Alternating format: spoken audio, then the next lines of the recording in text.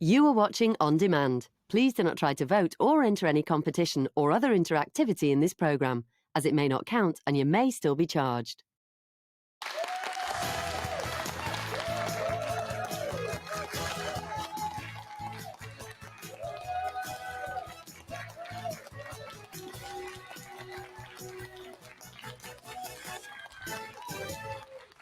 Hello and welcome to your midweek Loose Women. Joining me, Christine Lampard. Today it's Colleen Nolan, Janet Street Porter and Jane Moore. We've got a busy show for you. Here's what's coming up. After pop star Lee Ryan allegedly caused chaos on a flight after they refused to serve him alcohol, we're asking, is it time to ban booze at airports?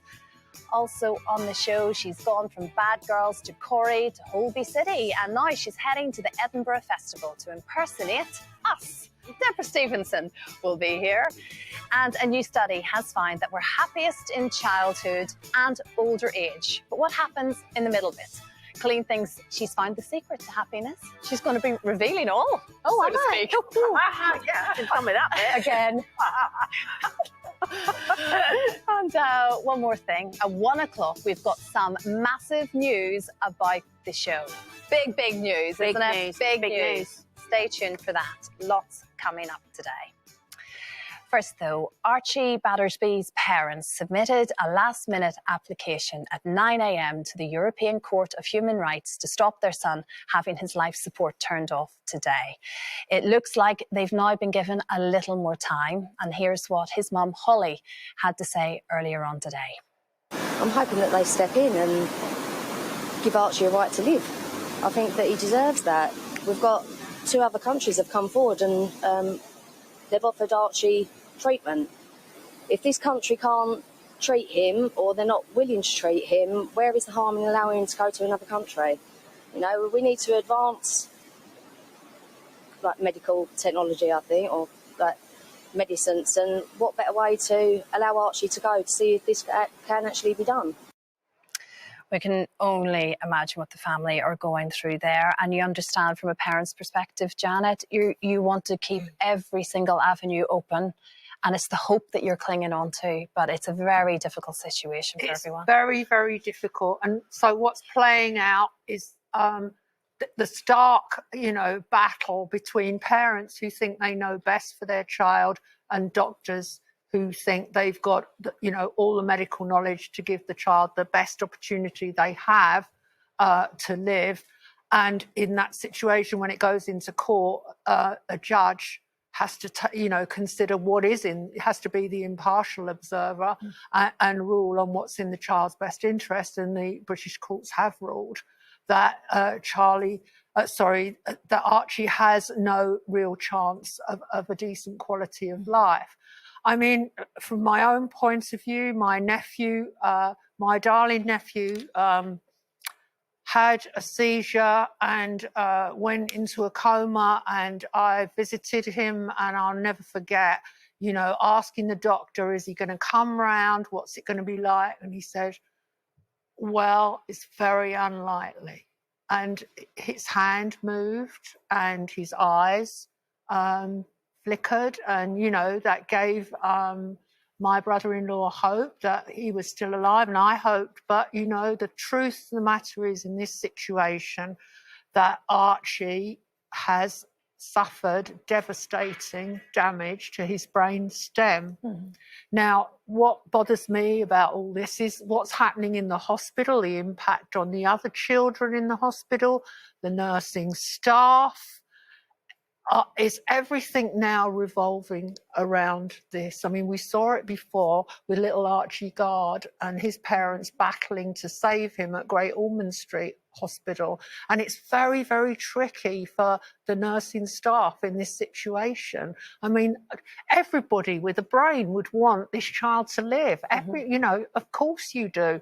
But the notion of considering moving him to Turkey or Japan, I mean, the logistics of it. I think the problem is that when it's your child, you don't care about the logistics. You'll just do whatever it takes, and you want every last bit of hope. And, subconsciously they might even be thinking, because they'll have been told that those squeezing of the hand and the eye flicking will be muscle spasms. But in your heart, you just go, no, I'm scared in case it's him trying to live and I'm not helping him have the chance. So from a parent's point of view, I totally understand why they are being like this. And I think I would be the same, you know.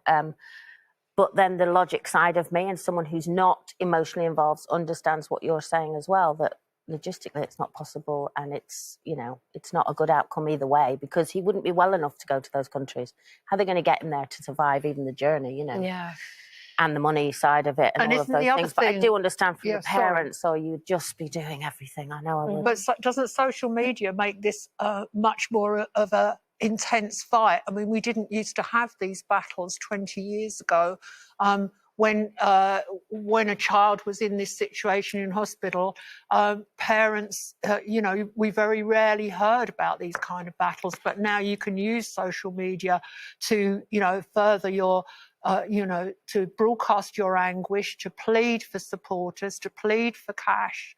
And in the end, you have to come back to what's best for the child. Yeah, I mean, exactly what you two have said, really. I just think if I was his mum, I would probably be doing exactly the same thing. I get it completely, but catastrophic brain damage. You know, it's not like being in a vegetative state. People have come out of vegetative states. He needs machines to keep him alive. And really, basically, it's just keeping the heart going and the lungs going. But they're saying there's no activity at all in the brain. So tough. Yeah. But, you know, ultimately, I don't see what point there is of moving him. I know, because Holly, his mum had previously been told that the family couldn't move Archie to a hospice by Bart's Health NHS Trust, that I think the movement of and the upkeep and everything else was a difficult shift. And I do feel so sorry for the medical. I was just going to say, you know, first thing is do no harm. And every time you go into a hospital, they fight to save lives. Yeah. And if they are saying we cannot save this please boy, not blame very them. difficult. No, not at all. And then, but equally so, like you say, if you're mum or dad, you want to fight every single moment, don't you? Thinking of everyone involved in that, it's an awful situation for everyone. Slightly different story in the papers today. You probably have seen this maybe in the past couple of days and indeed weeks and months. But Lee Ryan from Boy Band Blue was reportedly arrested this weekend at a London airport after he allegedly became abusive towards cabin crew when they refused to serve him an alcoholic drink. Now, it's not the first incident we've heard about passengers and planes involving alcohol the whole way through the summer, with reports of boozed up brawls and passengers smoking in toilets and being abusive towards staff. So is it time that we just ban the booze, Jane? Maybe just at airports? I mean, is this what we do to try and stop the Well, on the flight, I would say, why flights? should the rest of us suffer? Well, not suffer, that's a strong word. But I like to, you know, I'm going off on holiday on Friday, long haul flight. First thing I like when they go, would you like a glass of wine? Yes, I would. Thank you very much. Why should I not have the pleasure of that because of the antics of a rowdy few? I do wonder what the wisdom is behind an airport pub serving alcohol at 6 a.m. I mean, we've all seen it, you know, when you're sitting having a breakfast waiting to get on the flight and you can see them drinking pints of snake bite on the next table. And I'm thinking, nothing wrong with that, you? and I'm thinking, I'm not so sure about the wisdom of that, because they are about to get onto a flight in a very contained space. And if the crew have all got to have their wits about them because of what might happen, it would be better if the passengers do as well if there's an emergency. So airports, I could argue that a bit, but aeroplanes, no, absolutely not. I think if they're looking as they're getting on the aeroplane that they've had too much to drink, I would stop them there and not let them on the aeroplane. I think they have the right to do that. Oh, do you think we should be breathalyzed as we go up, you know, as we go up the steps? If you're staggering up the steps and you could be a hazard on that plane to the passengers and the safety of everyone or on board, being Larry. Yeah, I do. Well, if you're trying to say I'm not drunk, then have a breath test. That awful scene, and we've seen it, as we say, over the past couple of months, haven't we? Various people having too much to drink. They get really rowdy. They're trying to open the door in the plane and fighting. I mean, if I'm sitting in that plane with like 2 small children and that kicks off beside you, that's really scary. Because there's nowhere to go. There's nowhere to go. There's nothing you can do. You're sitting with children. Terrifying. And for the staff. And it's awful, exactly. Yeah, and it's what not. are the staff supposed to do, really? They're in a very difficult situation. Mind you, with all the queuing at the airports, I don't know how anyone has time to get a drink. Speaking about my experience at Heathrow the other week, the queue, you know, to get through security was way out of the building. By the time you've gone through security, you've got hardly any time before you get on your flight anyway. Surely you can go without a drink for a flight. No? No. Would be my answer to that. But No. Listen, I'm a smoker. I'm not happy about it, but I am. And the thing is, they banned all of that. So, Yeah, you know, but that's because I've done a second-hand 15 smoke hour. damages people. My Well, so glass do of drunk wine people doesn't. on a plane screaming My and glass shouting of and wine hollering. doesn't damage you. But it would. You It can would. tell she's still Lee not Ryan couldn't happy. cause I'm anyone not like Lee it. Ryan. What about when the people have got drunk and try and open the door because they're But that's drunk? not me. I'm not going to do that after one glass of wine. that's exactly No, it. mind And I'm a you, you very don't know. nervous So flyer. you It think helps your me. It's sacrifice medicinal. is greater? No, I don't think my sacrifice is greater at all. I think it's absolutely right that we're not allowed to. It is dangerous. But equally, I managed to do 12, 15-hour flights. Surely you can go 5 or 6 hours without a drink, because if you can't, you've got a problem. No, you can. So let's talk about You that next can. week, shall we? You can. You can. I choose You not can, to. but why should you? Exactly. Well, we've done a poll and we've asked you at home. And it's not about banning it on the flights, because Jane and I would clearly kick off about that. But should we ban alcohol at airports? 61% of you say no. There you go. That's No. drinkers for you right there, Jane. So put that in your Well, pipe and to be smoke. fair, that's when people's holiday starts, isn't it? At the airport. I've heard loads of people say that. My holiday starts Right. when I've actually managed to get on the You see, plane. look, My they're holiday already starts at fighting, and we've 1:30. had no drink. This is what. Anyway, still to come. There is a new app that lets you know where your children are 24/7. Can even monitor if they're driving too fast. So would you track your teens? And Colleen has had enough of all of us, and she's booked herself a me time mini break in a cabin in the woods. She really has. No, really, But, 45 minutes, I'm out, honestly. For a Should drink. you feel guilty for leaving your family at home and indeed your TV family behind? That's all coming up after the break.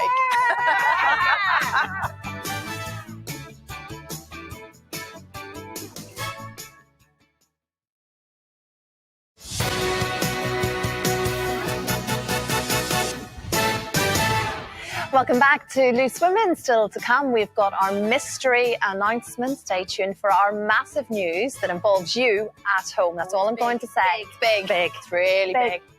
And at 1:20, she starred in 3 of the biggest soaps on TV. And now impressionist Deborah Stevenson is here to tell us all about her new live show, The Many Voices Of, including her Loose Women impressions. I think she's nervous about doing them in front of Janet. Right to be nervous. Competition time now, though. Another chance to bank an epic £90,000. Kate Lawler is here with all the details. Yes, hello everyone. I couldn't come to lovely Lowestoft and not indulge in a pina colada, minus the rum though. I am a true professional. And I'm here on this beautiful sunny day to tell you about our sizzling hot competition. £90,000 in tax-free cash could be heading into your bank account. And just imagine the adventures you could be having with your family this summer with all that money. It's like £7,500 in your bank account every month for an entire year. Each of our competitions has a guaranteed winner, and I would love you to be the winner of our next prize. So if you want to enter, here are the details. For your chance to win, text CASH to 86060. Text costs £2 plus one standard network rate message. Go to the website. Entries cost £2. Call 09068 786060. Calls cost £2 plus your network access charge. Or post your name and phone number to DY29 PO Box 7558 Derby DE10NQ. Entrance must be 18 or over. Lines close on Friday 19th of August at 3 p.m. Good luck. £90,000. It's such a lot of money and it takes just seconds to enter. So what are you waiting for? Pick up that phone and get entering. Good luck with that. Now, do you know where your teenagers are? Well, a new app can let you track them 24/7. So if you want to know where they are, how you can get to them, if they're driving, how fast they're driving, even how hard they're braking, and indeed if they've looked at their phone, this app does it all. But just because we can find out all of these details, should we be wanting to, Jane? Would No. you track your girls? No, I just think we didn't have all this when we were kids. We all survived. I think, you know, what you have to do as a parent is you equip your kids and you just say to them, look, these things can happen in life. This is what you do. This is blah, blah, blah. And then you just got to let them live their lives. And make mistakes. Really, that's not about them, is it? That's about your anxiety. And just constantly, I have one rule with my kids, if they're under my roof, is that when they're out and they get in at like, I don't know, 1 or 2 in the morning, if they've been out somewhere late, is that they just send me a text saying home, that's it. And then if I get up at 4 in the morning to go for a wee, I'm of that age, I can just go, oh yeah, they're in. I've got the same rule, only mine is don't wake me up when you get in. Yeah. To even tell me you're in. Yeah. Don't wake me up. That's just selfish. So you wouldn't worry about them at all, or when they, when they just get their driving test, when they start first going out passed their driving test and they first went off out in the car, of course you have that. But you talk to them, don't you? You talk to them, and also I try not to be that parent, but I know I am, because when they come in, I can feel myself go, okay. But I mean, I do remember my mom always saying, phone me when you get there. Yeah. You know, if I was driving somewhere, it would phone me when you get there. And sometimes as a kid, you forget and your mum goes mad and you're like, oh, shut up. Yeah. But now as a mom, I kind of get, just send me a text that you're there. That's all. Yeah. But this, I don't know. My I don't know mother was how- doing that when I was travelling on the train between North Wales and London. She'd go, text me when you get there, as if, and I was 52 years old at the time. Yeah, but you're still your mom. But that's why a text is no big deal, is it? To just put someone's mind at rest. And even But then they forget. the thought that the whole journey they're going, oh, she's now stopped at the motorway service I think station. it's totally, if your child's over 16, you're invading their privacy. You've got to give them the right to live their own life, within sensible boundaries. So, they're not doing anything. I would agree with that, but 18, not 16. I was going to say 18. And also, what about, because when they get to 15 and 16, they start doing that thing. We've all done it. I'm staying at a friend's house. Yeah. Yes. And you're not. You're going clubbing with fake ID. You don't know what you're doing. Yeah. I look at my kids like, of course you are. It might be handy for that. To go, your friend's house looks exactly like the club when up my the kids road. used to say that, I go, oh, great. I said, could you just give me the parents' email address so I can just You email did them that to to thank them for having you to stay tonight? Oh, you are so... Now And they they're say like- that. Oh, my gosh. There's no All pulling any wool I over remember your eyes. about being June. a teenager was that from the age of 14, you had to get really good at lying, and you had to create a false narrative, a false story of where you've been and what you've done that they couldn't check up on. And that made me the creative person I am today. So if this app had existed, you wouldn't be where you are today. How's The your- lies did not happen. How's your mum with Well, you? do you know, weirdly, my sister and I say this to mum all the time. I think my mum worries more now about us than she ever did. Now that we're fully grown up Because with she's our no own lives. control. And exactly that. And I'm over here and obviously she's back there. But this is ages ago where we all went on that sort of Find My Friends app.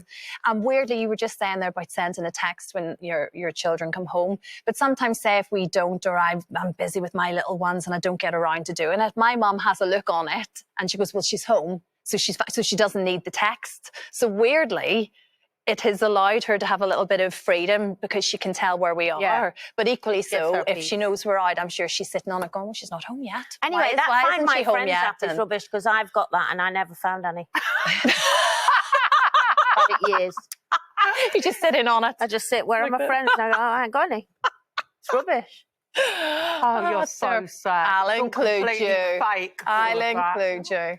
I'm going to include you actually before you head off. This is what we're Right, about to talk go on then. about because she's not going to be tracking her kids, nor No, indeed no. any of us, because she's had enough of all of us. Mm-hmm. She's going to be heading off to a cabin in the woods, which in itself sounds quite dangerous. Don't say it. But she's heading off for a few days for a bit of me time mini break.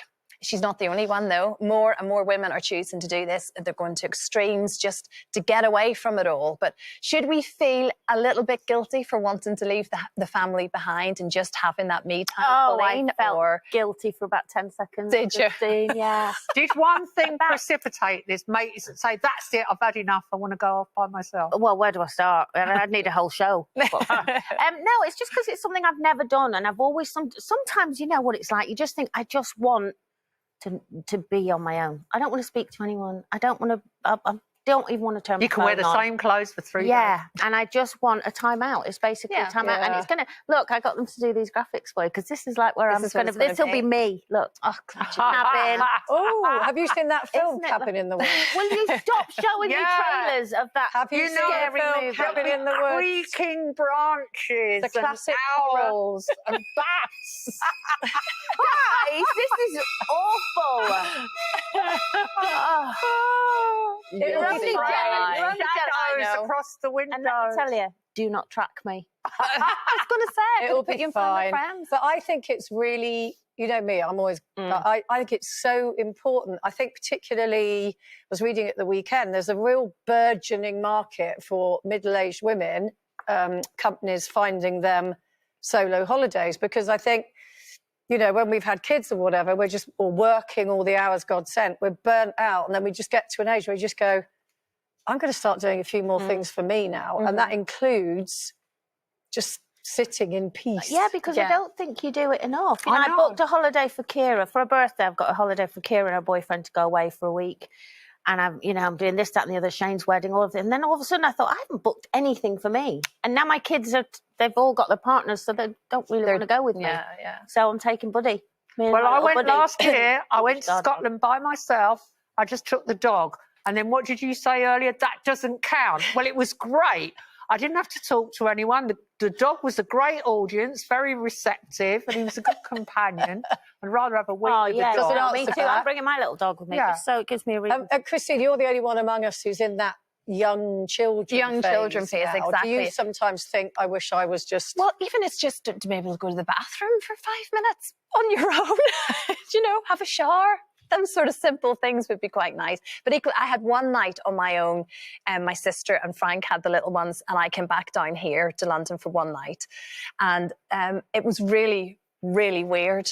I walked into the house and there was just no one there and no Nice. noise. And it was lovely. And I put all my below deck telly on and, you know, me and It's like my lovely for one reality night, isn't TV. it? But one night, and Yeah. then I was quite happy to get back. Yeah. But, you know, as they get older and they're much more capable on their own, I'd be very I happy hope you to do managed what to have a you're doing. shower. Thank you. Just about hanging in there.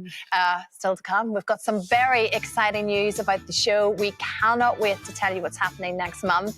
And a new study has shown that we're happiest in childhood and then old age. But what about the middle bit? Our Colleen has the solution. That's I all have. coming up after the break. Don't go anywhere.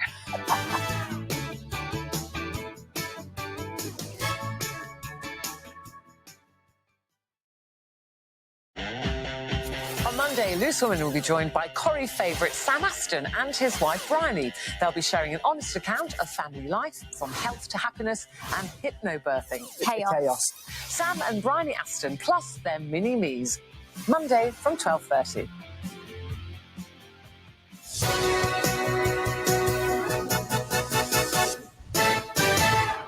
Welcome back to your Wednesday's Loose Women alongside me, Christine Lampard. It's Colleen Nolan, Jana Street Porter and Jane Moore. Still to come, woman of 1,000 voices, Deborah Stevenson will be here to share her hilarious impressions of the Loose Women and why she feels happier in her 50s than she did in her 30s.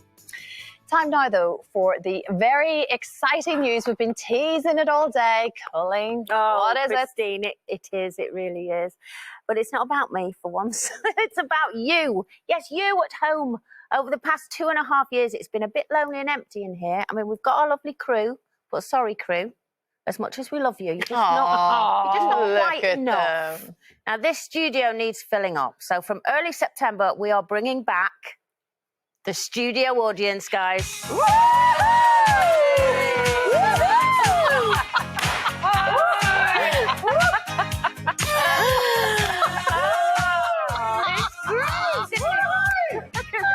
Having a great party over there.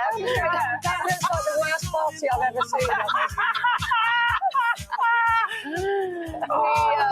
We actually really have missed having a studio audience. We've had it's just you know just us here, and it'd be so lovely to see you all coming back. I want to get as many of you as possible to fill up this studio from early September. It's a chance to meet all of us. Well, those two. And of course, you can have a little sneak peek behind the scenes, the bits you don't get to see on the telly. Yeah, when when Colleen's forgotten to tuck her shirt in. All sorts of stuff. You can go to itv.com/loosewomen to find out how to apply for your free tickets. They're available right now, and yes, they are completely free. All the terms and conditions are online. So tell your friends, get all the gang together and come and join us here in London for a day out like no other. Oh, I can't wait. It's good fun, isn't it? Yeah. It's going to be nerve-wracking, though, because it's been so long, hasn't it? I can't wait to see Lee, our warm-up guy, Yeah. who warms them up because he's great, isn't He's he? And very you know, he's been a tough time for him, so it'd be lovely to see him back. And it'll just be nice in all the breaks to have them to talk to. Well, that's and what all we that, do, instead yeah. of having to talk to you lot. I want to say sorry to the lady I chucked the plate of sprouts at not too long ago before COVID. Sprout lady, you're welcome back. I promise I won't aim for you this time. I'll try and... She's not promising she won't throw anything else. Yeah, I do throw things, but I'll be a bit more careful. Oh, it's Well, gonna not be that great careful, fun. but... Sprite lady. Sprout lady. You know what's been lovely? Getting messages. I've had so many messages on social media about when can we come back? Yeah. And when are the Yes. It's so nice to be able to say, because I've been going, don't know, and now it'll be great. It's going to be Say so weird September. for, so what, Charlene, Sinatra, Frankie, Katie, Oh, they've none done of it them with have an worked with an audience. That's very Ah. true. And it is a very different experience. It It is. lifts everything. It does, is. but a it's great quite feeling. nerve-wracking. Yeah, how long have we got so I can lose a bit of weight and get my middle area a bit trimmed up? I don't think it's weight you need to lose. I think it's attitude. I'm feeling positive, welcoming. I'm practicing my smiley faces. That scares me Good. more. That Good. scares me. Why don't you What's going just keep that for the audience as opposed Let's to see TV? you. Come on, do it here. Let's see your smiley face. There you go. But like the camera now, when the audience is here, I'll have to do bigger, wider smile. Bit like you've Yeah. got wind. I have not got wind. Thank you, Jane. all them Very sprouts. good. Yeah, Very good. I'll You be see, fine. Don't that- be frightened. Oh, well. I'll That be is fine. clearly Janet at her happiest, Yeah. isn't it? Yeah. You're happy. You're happy now. Yes? I'm happy all the time. You will Good. read the signs wrong. Okay. You fair read the enough. signs wrong. I am happy. Because we're talking about happy now. When was the last time you felt your happiest? Was it when we had our audience, Colleen, for you? Quite possibly. Well, a new study has revealed that apparently we are all happiest in childhood.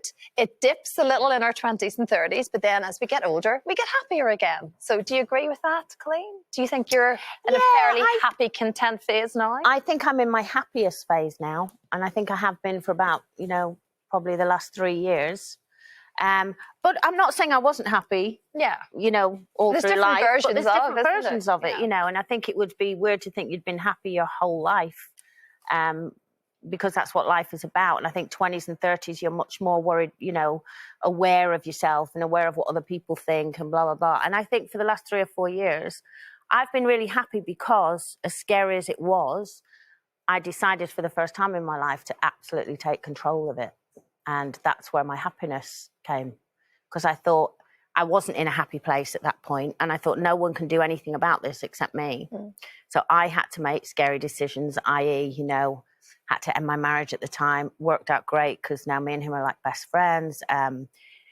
Just loads of things changed. Management after so many years, luckily still stayed friends, but big decisions, but decisions that I needed to do because I wanted to feel that I was controlling kind of the rest of my life. And I've never been happier, and I'm happier. It made me realise that I don't need to be with somebody to be happy. I can be just as happy on my own.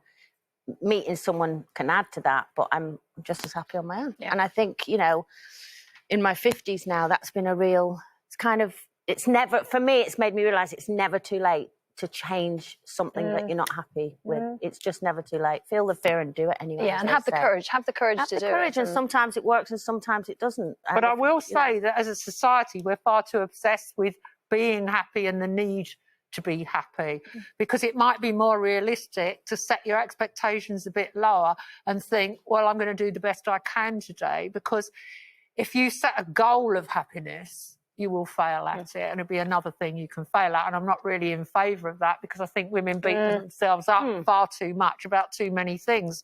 I mean, I'm at a happy point in my life, and I agree with Colleen. You have to take control of your life, and you might upset a few people around the edges, but you have to decide without being I think up to now, women have had a tendency to think that the need to put yourself first is a little bit selfish, and you feel you are being a bit self-centered, and it's a bit of a negative thing. And I think it's fine. You can put yourself first, but certainly by the time you get to 50, and put yourself first. Yeah, I mean, I've never felt that feeling really. I've always just thought, like, this is what I want to do, and then I do it. But I agree with Janet. I think happiness is a bit of a sound like Prince Charles. What does happiness mean? You can ask a tree. But you have to. I have days when I feel happy, and then I have days where I just kind of feel a bit, sort of just slobbing about a bit, like don't really know what I feel. But I suppose if you were going to say the time of an extended was about that sort of. I look at my 18-year-old now, 18 and 19, school had finished, got the promise of your whole life, got no responsibility, no bills, nothing like that. I remember that as being a very happy year. But am I generally a happy person? Yes, I am. And I'm like you. I think you have to be the master, or should I say the mistress of your own Exactly. happiness. That's what I was going to say. It's not, I'm saying you have to find your happiness, because I think you're right. That's a very difficult thing to do. What I think you need to do is, if you're not happy where you are, it's not going out looking for happiness. It's changing that is what I'm about. If you're not happy there, don't go, well, I'm too old or it's too late.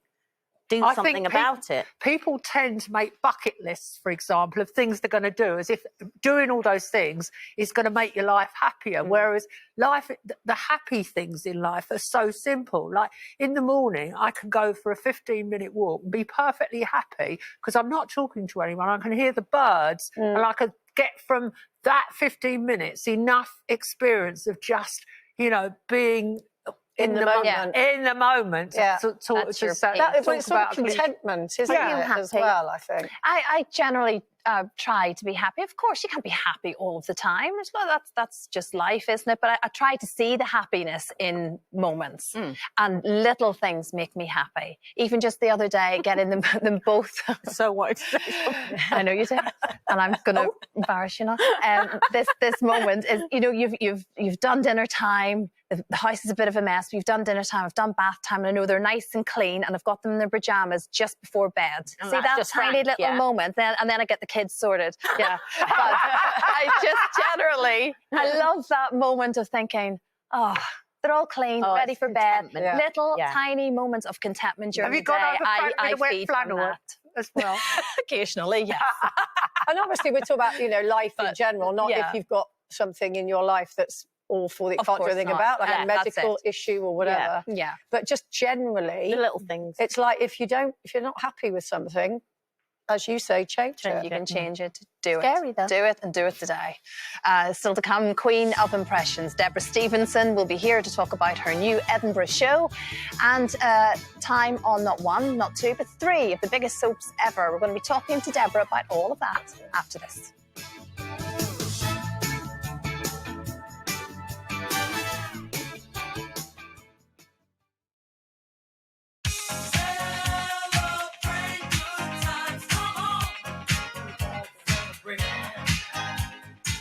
Welcome back. They're still dancing. They still love it. They're having so much fun. I have to tell you, actually, they're not just dancing for any old reason. It's because we did announce a little bit earlier on that we are having our audience back with us in early September. We are very excited to see your faces in the studio. But apparently the website has crashed. I really mean it. There have been so many of you trying to get in touch, so please bear with us. Get back in there. It will be up and running very soon. itv.com/Loose Women. And you too can get your free ticket to come join us here at Loose Women. Hang in there. Crash the website. Good, isn't it? Okay, just a moment. Deborah Stevenson will be here doing impressions of us. First, though, we have a sizzling hot cash prize up for grabs, £90,000, and Kate Lawler has all the details. Hello, everyone. I am here in lovely Lowestoft, where I'm giving you another chance to win £90,000. This beach is beautiful. I've got my toes in the sand. It's a lovely feeling, but I tell you what, it's not as lovely as winning £90,000 in tax-free cash. That money could be yours, and it's totally tax-free, so every penny goes straight from ITV's bank account into yours. Just imagine all the summer adventures you could be having with your family, being 90k richer. You've got to be in it to win it, though. It takes just seconds to enter. Here's how you can do that. For your chance to win, text CASH to 86060. Text costs £2 plus one standard network rate message. Go to the website. Entries cost £2. Call 09068 786060. Calls cost £2 plus your network access charge. Or post your name and phone number to DY29 PO Box 7558 Derby DE1 0NQ. Entrance must be 18 or over. Lines close on Friday 19th of August at 3 p.m. Good luck. £90,000. It's such a lot of money, and it takes just seconds to enter. So what are you waiting for? Pick up that phone and get entering. Thank you very much, Kate. Now, today's guest is an impressionist who's also soap royalty, having shot to fame as Shell Dockley on Bad Girls before causing chaos on Corrie as Frankie Baldwin, and most recently playing villain Jenny Sinclair on Holby City. Now she's back with her new stage show, The Many Voices of Deborah Stephenson. And here she is, taking on some of us. Now the show is holding open auditions to find a new presenter, a move welcomed by regular Carol McGiffin. People just think that we turn up to the studio and spout a name claptrap for an hour. It's not true. With ad breaks, we only get 47 minutes. Come on, let's go and talk to some of the hopefuls. No, not yet. Do you like the sound of your own voice? Well, I'm sorry, I'm going to have to stop you there because I'm more interested in what I've got to say. You know what I mean? She's the queen of impressions. Deborah Stephenson is here.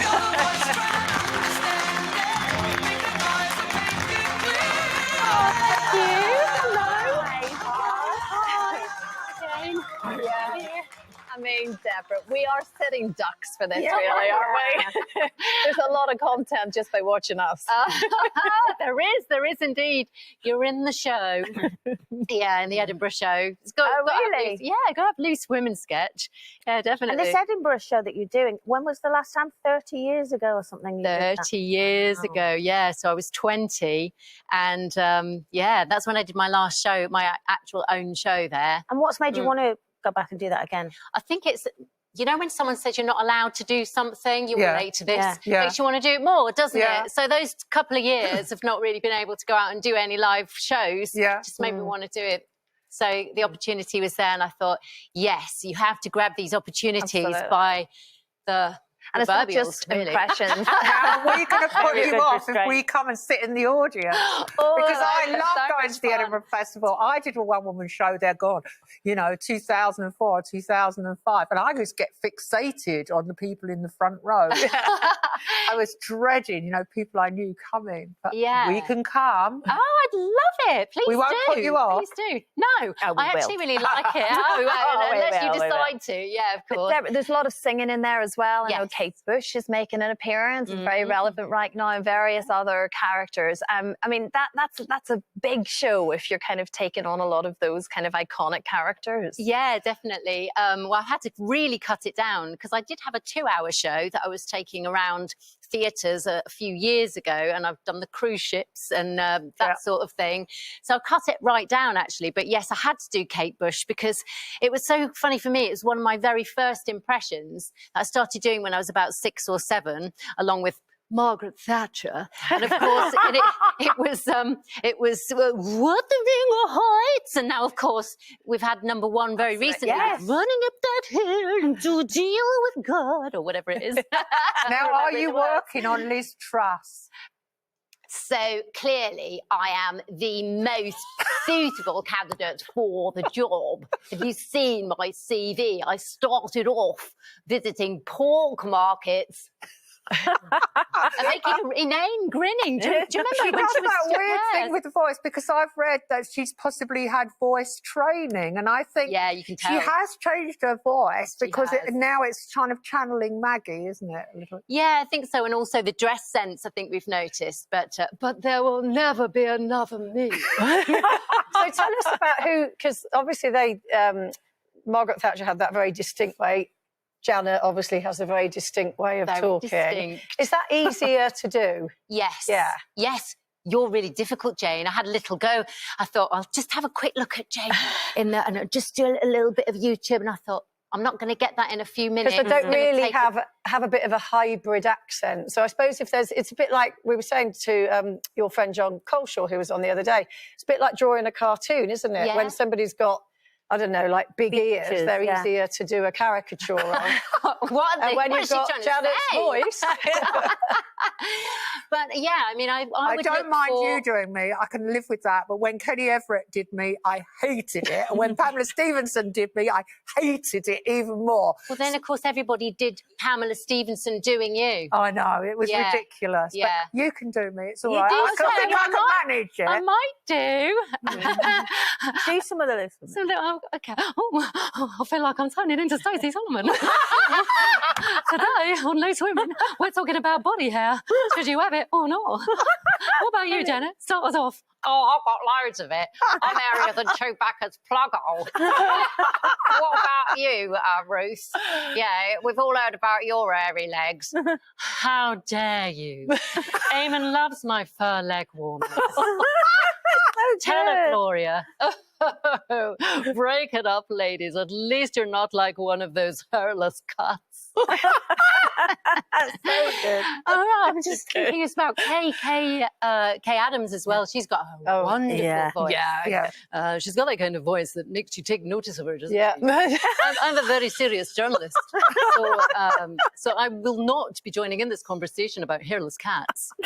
And Kirsty Young you love, don't you? She's I got do. such a lovely voice. So they are voice neighbours. Yeah. So Kirsty has just got this slightly more seductive tone about her. It's almost a kind of female Sean Connery, you know. It's What like about that. Nicola Sturgeon? Able to do that. So she starts everything with look, you know, she's much more aggressive.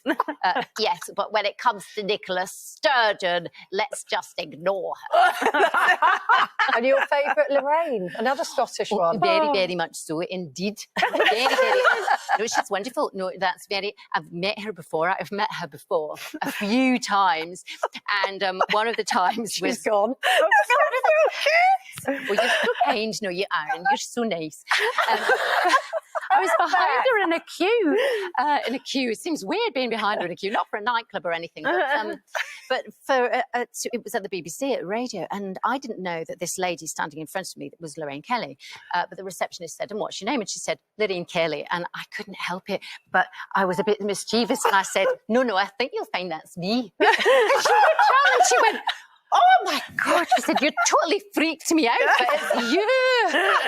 And then she gave me a big hug. Oh, gosh, and Edinburgh, fond place in your heart, because that's where you got together with your husband. Yeah, so 30 years ago when I was up there last time and I was a mere slip of a girl at 20, we got together and the rest is history. The rest is Lovely. Well, Deborah, honestly, you know I love you. It's fantastic. You're up at the Edinburgh Saturday the 6th of August. It's all kicking off for you in Edinburgh. Yeah, Thank it's you really so much, Deborah. It's all I've got time for. I could listen to you all day. Thank Lisa you. Snowden will be joining us tomorrow. Have a great afternoon. See you soon. Bye.